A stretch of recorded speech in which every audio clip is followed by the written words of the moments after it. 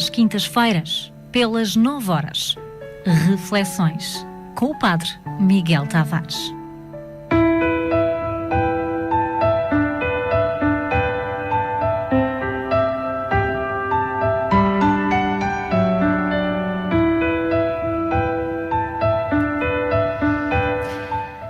Bem-vindos então a esta segunda hora do Bom Dia Açores. Na manhã de quinta-feira recebemos, como sempre, o Padre Miguel Tavares. Bom dia, Sr. Padre. Bom dia, tudo bem? Bem-vindo. Muito obrigado. Cá estamos nós com mais uma quinta-feira e com este tempo assim a passar. Muito rápido. Verdade, já vamos entrar até no segundo domingo da Quaresma. As coisas... Pronto, o tempo é sempre o mesmo. Já falámos disso uma vez. É a nossa perspectiva. É a nossa perspectiva que vai-se alterando. Mas é verdade, passou rapidamente, ainda esteve connosco na passada quinta-feira. Hoje regressamos para mais uma reflexão. Vamos começar pelo texto que será lido nas Eucaristias deste fim de semana. Este fim de semana, segundo da Quaresma, continuamos no Evangelista do ano C, São Lucas. Naquele tempo, Jesus tomou consigo Pedro, João e Tiago e subiu ao monte para orar. Enquanto orava, alterou-se o aspecto do seu rosto, e as suas vestes ficaram de uma brancura refulgente. 2 homens falavam com ele. Eram Moisés e Elias, que, tendo aparecido em glória, falavam da morte de Jesus, que ia consumar-se em Jerusalém. Pedro e os companheiros estavam a cair de sono, mas despertando, viram a glória de Jesus e os 2 homens que estavam com ele. Quando estes se iam afastando, Pedro disse a Jesus: Mestre, como é bom estarmos aqui. Façamos 3 tendas, uma para ti, outra para Moisés e outra para Elias. Não sabia o que estava a pedir. Enquanto assim falava, veio uma nuvem que os cobriu com a sua sombra, e eles ficaram cheios de medo ao entrarem na nuvem. Da nuvem saiu uma voz que dizia: Este é o meu filho, o meu eleito, escutai-o. Quando a voz se fez ouvir, Jesus ficou sozinho. Os discípulos guardaram silêncio, e naqueles dias a ninguém contaram nada do que tinham visto. Muito bem, este então vai ser o texto lido nas Eucaristias deste fim de semana e que fala aí da transfiguração, da mudança do Senhor. Exatamente, transfigurar-se. Em primeiro lugar, é preciso referir que estamos aqui perante uma página de teologia cheia de significados. E o primeiro é exatamente a localização, o subir ao monte.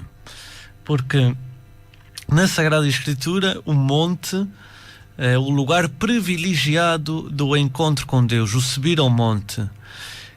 Quer dizer, o retirar-se do cotidiano e subir até ao monte. Deixar a rotina e deixar-se envolver pelo monte.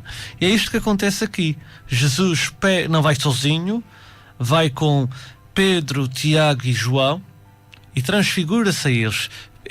Aqui Pedro, Tiago e João, no fundo, são a imagem da comunidade cristã. Que a comunidade cristã vive a transfiguração de Jesus, celebra o seu Senhor quando está reunida.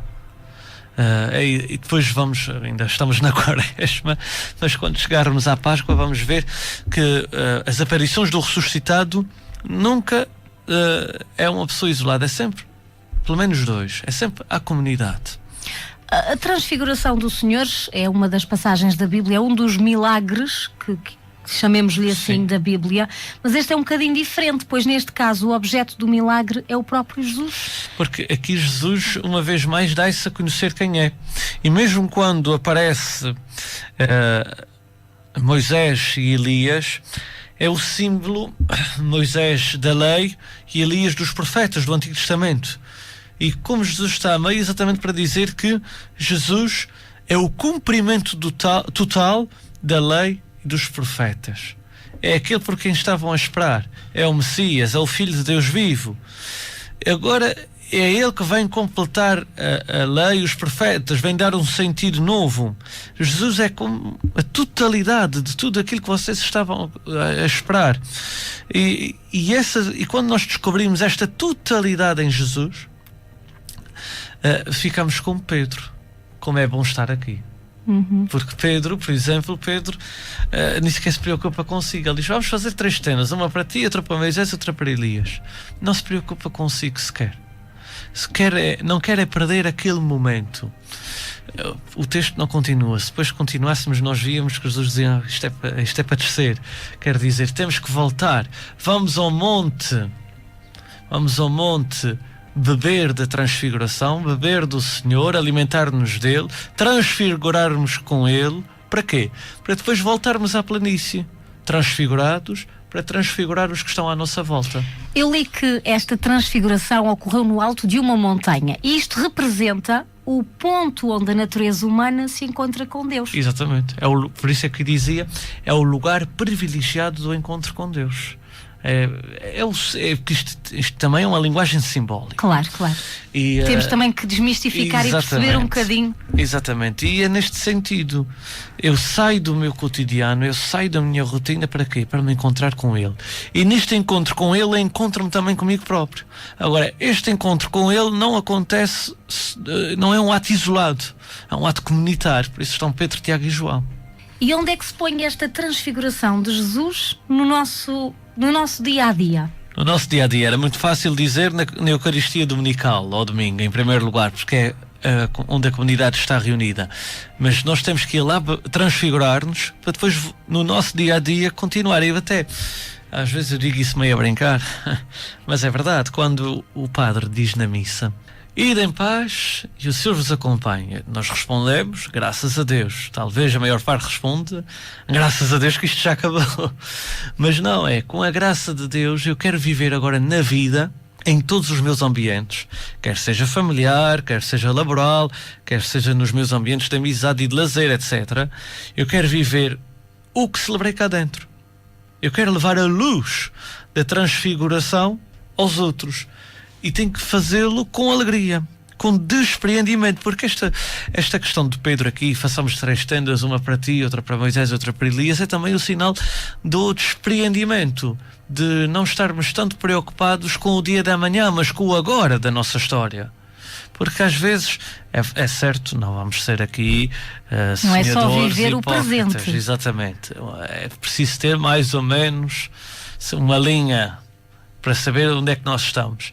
No entanto, muitas vezes nós hipotecamos a nossa vida, hipotecamos o nosso presente, sempre em função do amanhã. E este amanhã não chega. Eu quero ser feliz, mas sempre numa perspectiva futura. Eu quero fazer isso, mas sempre numa perspectiva futura.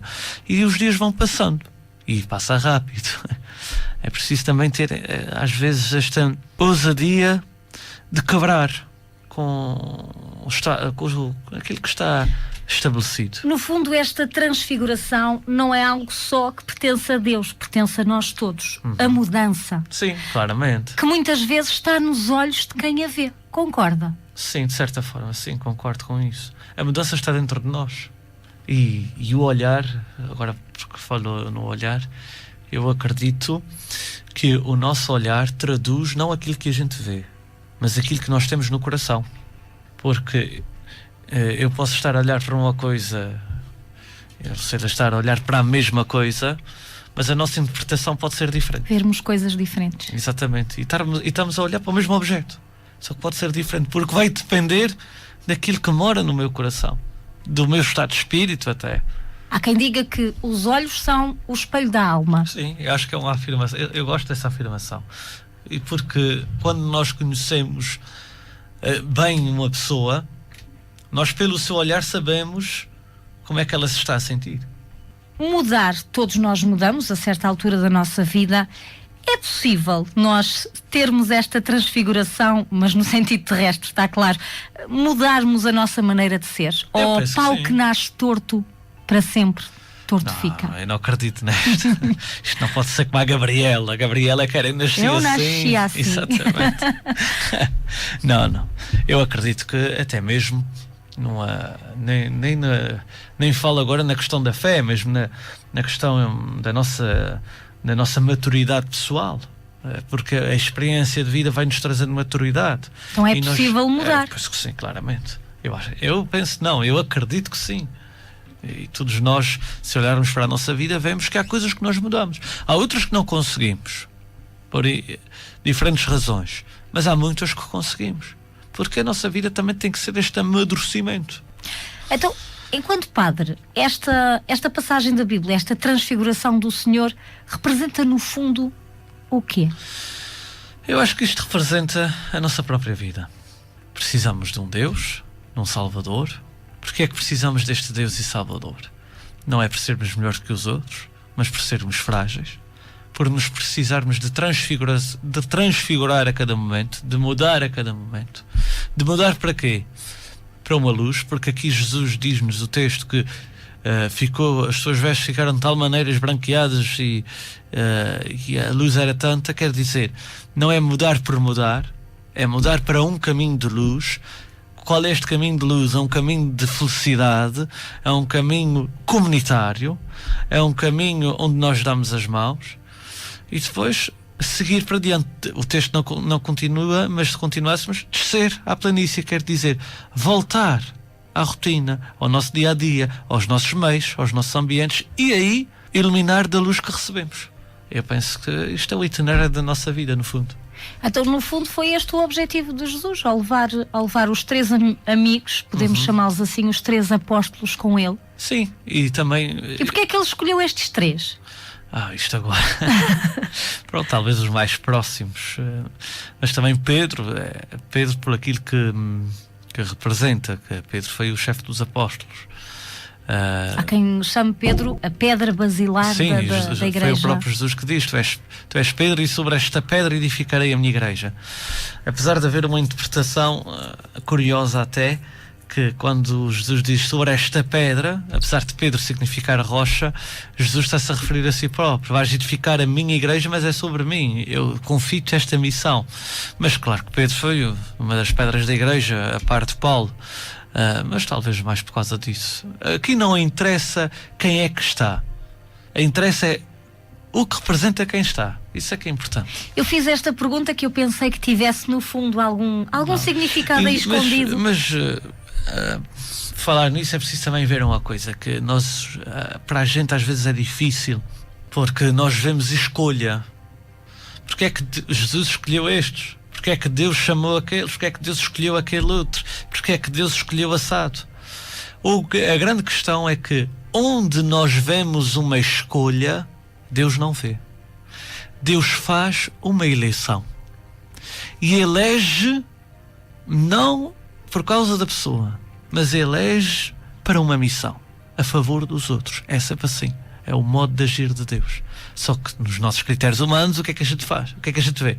É um escolhido, escolheu aquele, não olhou para mim. Todos somos eleitos. Todos. Uns para umas coisas, outros para outras. O nosso problema é depois, ainda a história de Caim e Abel. Sim. Que Deus olhou para a oferta de Abel e não para a de Caim. Deus fez uma eleição. Não rejeitou Caim. Agora, Caim, no seu coração, não entendeu isso. Isso é o espelho da nossa vida, muitas vezes. Mas esta história da pessoa sentir-se rejeitada acaba por ser perigoso. Sim. Olha, ainda vemos o que aconteceu ontem no Brasil, infelizmente. Ainda não se sabe bem os contornos da história, mas há quem diga que aqueles 2 jovens eram vítimas de bullying na escola e que aquilo foi a forma de se revoltarem, de mostrarem o descontentamento, uma forma muito macabra. Muito má, é verdade. Muito macabra, mas pronto. Mas isto só para fazer ver que, ok, todos nós somos eleitos, todos nós somos escolhidos, mas às vezes esta coisa de escolher-te a ele e não a mim, pode cair assim, mal. Uma coisa são as nossas escolhas humanas, outra coisa são as escolhas de Deus. E Deus, quando escolhe, não escolhe por capricho. Não é porque gosto mais daquele ou daquele outro, não. Ele não escolhe, ele faz uma eleição. E a eleição é sempre a favor da comunidade. Sempre, sempre, sempre, sempre. Mas o que acontece é que muitas vezes as pessoas não sabem fazer essa distinção. Pois, o problema está aí. problema às vezes está aí. E por isso é que eu fui recuperar a história de Caim e Abel, porque Caim não soube fazer esta distinção. É a nossa fragilidade humana. E ao de cima veio a fragilidade humana, no caso destes dois irmãos, que um infelizmente exatamente, veio da pior acabou forma com a vida do outro. Exatamente. É o ciúme que é terrível. É verdade, é algo que está mesmo metido na nossa sociedade e que infelizmente as pessoas até podem ser boas pessoas, mas o ciúme mina tudo. O ciúme corrói completamente. Eu costumo dizer que a pessoa que é invejosa e que é ciumenta, acho que sofre mais do que a própria pessoa que está a sofrer a inveja, porque aquilo está-lhe a roer por dentro. Também pode ser. Também pode ser. Senhor Padre, vamos conhecer vamos, a agenda. É bem comprida. Pronto. De quinta a quinta, hoje quinta-feira, às 5 horas da tarde, haverá Eucaristia no Lar da Santa Casa da Misericórdia. Às 18 horas, e agora tudo na Igreja Matriz, teremos uma via sacra infantil com as crianças da nossa catequese. Às 18h30 a Eucaristia e às 19 horas a catequese de adultos, diálogos de fé, que estão todos convidados a participar.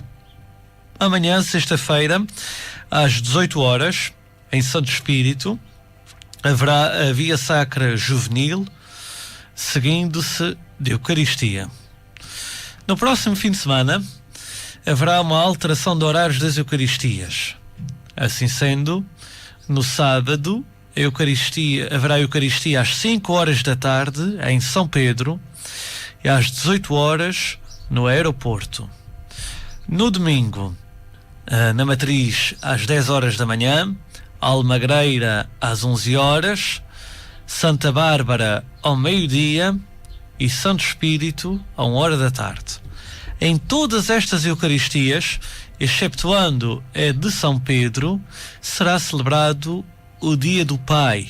E também faço um apelo aos pais para acompanhar os seus filhos nestas celebrações. Na segunda-feira, às 5 horas da tarde, em Almagreira, haverá via sacra infantil com a catequese, seguindo-se a Eucaristia. E às 20 horas, na Igreja Matriz, haverá ensaio do Grupo Coral de Ilha. Na próxima terça-feira, 19 de março, dia de São José, dia do Pai, será celebrada uma Eucaristia em São Pedro, às 19 horas. E vamos celebrar neste dia também o Dia do Pai. Renovo o apelo que fiz já há pouco. Quarta-feira, haverá Eucaristia em Santa Bárbara, às 5 da tarde, e na quinta, às 18 horas na Matriz, via sacra juvenil, seguindo-se às 18h30 da Eucaristia. Portanto, a alteração para este fim de semana: Matriz, missa às 10, mantém-se à mesma hora, Almagreira 11, Santa Bárbara 12 e Santo Espírito à 1 da tarde. À 1 da tarde. E no sábado, São Pedro às 5 da tarde e aeroporto às 6, às 18 horas. Muito bem, vamos também dando aqui estas informações aos nossos ouvintes. Senhor Padre, temos encontros marcados na próxima quinta. Se Deus assim quiser, cá estaremos. Então até lá. Até lá, um bom dia a todos. Bom dia.